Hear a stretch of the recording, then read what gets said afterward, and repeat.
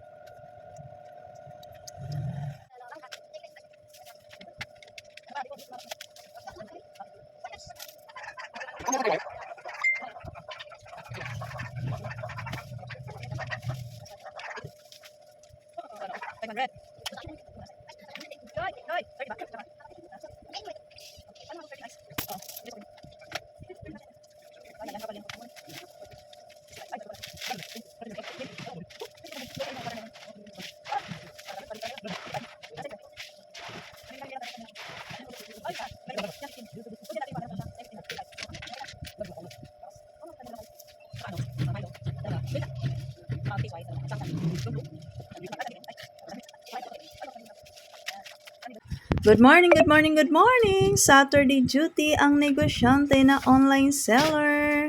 No assistant for today's video, kaya solo super tindera in action. Umaga pa lang yan, 7 a.m. Kakabukas ko lang. Okay na to. May nag-grocery agad sa atin worth 600 plus. So, ito ang diskarte ko mga ka-super kasi nasira yung aking super calculator with print.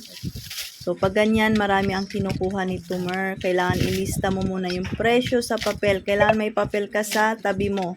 Kasi, syempre, pag marami ka ng kinakalkyu, mamali ang kalkyu, dapat may backup ka sa papel. Para pag total, kuhang-kuha mo na.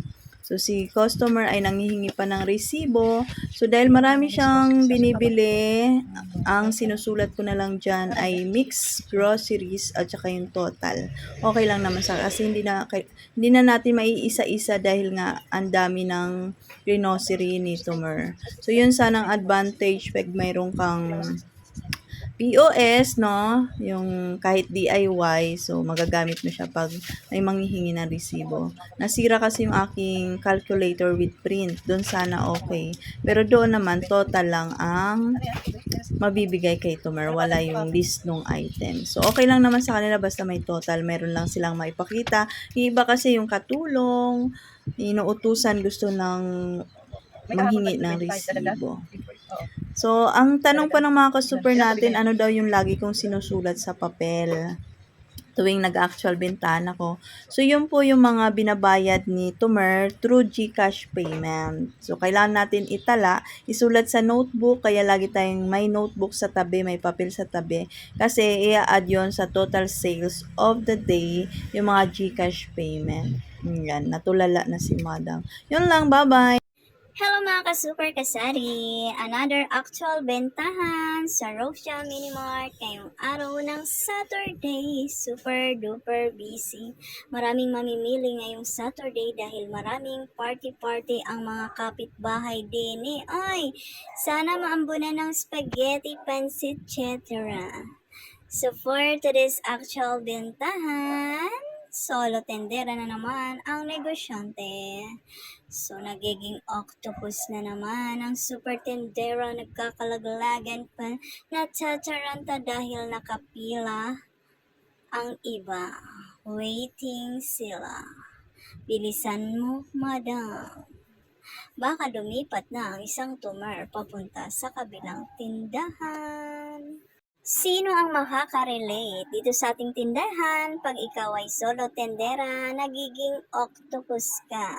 At ito pa ang nagpapatagal sa ating bentahan, itong mga ganitong senaryo na lalong humahaba ang pila, ayaw magpabukas itong candy na ito. Tulad ng stick pag hindi nabuksan ang stick at may bumili at ang haba ng pila, ay nagpapatagal talaga ng pila. Kaya ako, ang ginagawa ko dyan, pag ako ang nag-display, automatic tinatanggal ko na yung nakapalibot dyan. Yung may plastic yan, na hindi makutkot ng kuko natin, kaya ginagamitan ko ng gunting. Ayan, tingnan nyo. Ayan, sa wakas, nabuksan din. Kaya tips na rin mga ka-super kasari, pag may mga ganyang katulad ng stick na may naka-plastic pa, edi pag nag-display, itanggalin na para hindi makaabala pag ganitong sumasabay ang mamimili, tapos hindi pa pala nakabukas na, ay haba talaga ang pila mo. Yung mga kaya pag ako ang nag-display, talagang tinatanggal ko na yung nakapalibot na plastic sa stick o sa mga candy para ready to serve na lang pag may bumili. Yan lang yung aking tips for today's actual bentahan at masakit ang loo ni Medium. Bye-bye! Thank you for watching.